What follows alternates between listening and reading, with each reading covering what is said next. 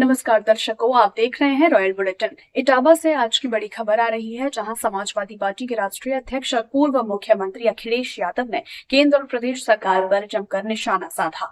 अखिलेश यादव ने जीएसटी को लेकर बड़ा बयान देते हुए कहा कि दुनिया में इकलौता कानून जीएसटी है जिसमें इतने संशोधन हुए हैं, लेकिन सवाल ये है कि अब तक सरकार ने किसे मुनाफा कमाने दिया है। उन्होंने साफ कहा कि सिर्फ स्लैब कम करने से न तो मुनाफा कम होगा और न ही महंगाई घटेगी। मर्यादित भाषा का प्रयोग करते हैं, क्या कहोगे सर? चुनाव को अब 1 साल के लगभग दिन बचे हैं।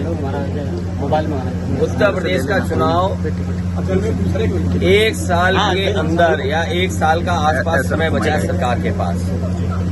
और अब तक अभी हम लोगों ने जो बजट देखे हैं उत्तर प्रदेश सरकार के, 9 बजट देख चुके हैं। आखिरी बजट आना है जो अब आ जाएगा आने वाले समय में। दिल्ली की सरकार तीसरी बार चल रही है। हाल ही में हमें और आपको देखने को मिला कि एक ऐसा कानून जीएसटी जब लागू किया गया था तो ये बात कही गई थी कि व्यापार बढ़ेगा। इस कानून के लागू होने से सरल व्यवस्था लागू होगी जिससे कि व्यापारी और कारोबारी अपना टैक्स दे पाएगा। शायद दुनिया में इकलौता जीएसटी कानून रहा होगा जिसमें इतने संशोधन हुए हैं, और इतने संशोधन होने के बाद भी आज फिर सरकार को संशोधन करना पड़ा और ये स्वीकार करना पड़ा कि हमें गरीबों को राहत पहुंचाने के लिए कानून में बदलाव लाना पड़ेगा।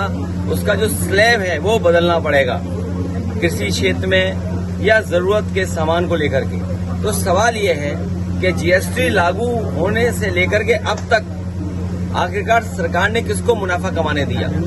ये कौन लोग थे जो मुनाफा बेवजह कमा रहे थे? और याद रखना, कानून के और स्लैब के कम हो जाने से ये जो मुनाफा कमाने की जो आदत पड़ गई है वो मुनाफा कम नहीं होगा, महंगाई कम नहीं होगी। और दूसरी तरफ जो हमारा कारोबार बंद हो रहा है, अमेरिका ने जरूर टैरिफ लगाया है, हमारे कुछ काम पर कारोबार पर टैरिफ लगा दिया, लेकिन टैरिफ से ये लग रहा है कि भारतीय जनता पार्टी के नेताओं के मुंह पर भी टैरिफ लग गया है। आप उनसे सवाल नहीं पूछ सकते टैरिफ को लेकर के। हमारे भदोही का कारपेट, मुरादाबाद का ब्रास का एक्सपोर्ट, मेरठ का, सहारनपुर का, फिरोजाबाद का, तमाम जो एक्सपोर्ट होते थे अब पाबंदी लगने के बाद उनका नुकसान होना शुरू हो गया। उनका नुकसान होगा, कारीगर जो जुड़े उनका नुकसान होगा, अंतोगत्वा हमारी अर्थव्यवस्था का नुकसान होने जा रहा है। अमेरिका अगर अपनी अर्थव्यवस्था को बचा रहा है या अपनी अर्थव्यवस्था को मजबूत कर रहा है तो हमें भी ये सोचना चाहिए कि हम अपनी अर्थव्यवस्था को कैसे बेहतर करें। उसके लिए हमें फैसला लेना चाहिए। मेक इन इंडिया बर्बाद हो गया। स्वदेशी का नारा केवल मुंह से है, मन से नहीं है।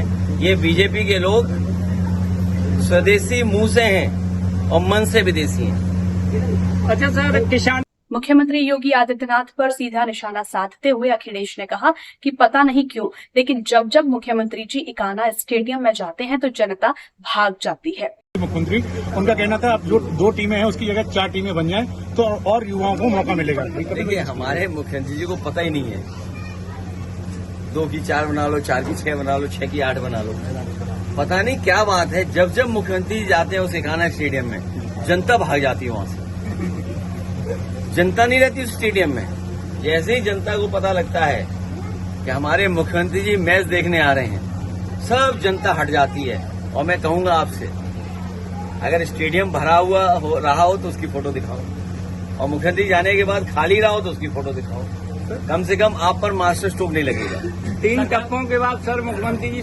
इसी के साथ उन्होंने किसानों की समस्या पर भी मुख्यमंत्री को घेरा और कहा कि टीएपी किसानों को मिल नहीं रही है क्योंकि उसमें पीडीए शब्द शामिल है। अखिलेश का तंज था कि पीडीए के लोग ही बड़े पैमाने पर खेती कर रहे हैं और किसानों को ही खाद से वंचित रखा जा रहा है। फसलों को खाद नहीं मिल रही है। टीएपी इसलिए नहीं मिल रही है कि उसमें पीडीए शब्द है। डीएपी पीडीए शब्द है और पीडीए लोग ही बड़े पैमाने पे खेती कर रहे हैं। गांव गरीब कौन है? जहां हम और आप खड़े हैं, इस गांव में कौन खेती कर रहा है या किस घर परिवार के बीच में खड़े हैं? तो ये तमाम वो लोग हैं जो मेहनत कर करके कमा रहे हैं। और सरकार के पास खाद नहीं, यूरिया नहीं, डीएपी नहीं और कीटनाशक दवाइयां महंगी हैं। और जब फसल तैयार हो जाएगी तो कोई उसको कीमत नहीं मिलेगी और बाढ़ से जो नुकसान हुआ उसकी भरपाई नहीं हुई है। तो इस सरकार के रहते रहते किसानों की आय दोगुनी नहीं होगी, किसानों की जेब से ये सरकार पैसा निकाल लेगी। आपके द्वारा बताया स्पष्ट संदेश था कि अखिलेश यादव किसानों, महंगाई और युवाओं से जुड़े मुद्दों को लेकर लगातार सत्ता पक्ष को घेरने का प्रयास कर रहे हैं। दोस्तों, अगर आप भी चाहते हैं कि सच्ची और निर्भीक खबरें सबसे पहले आप तक पहुंचे, तो हमारे चैनल रॉयल बुलेटिन को अभी सब्सक्राइब कर लीजिए। वीडियो को लाइक और शेयर करना ना भूलें। आपका समर्थन ही हमें सच्ची पत्रकारिता करने की ताकत देता है।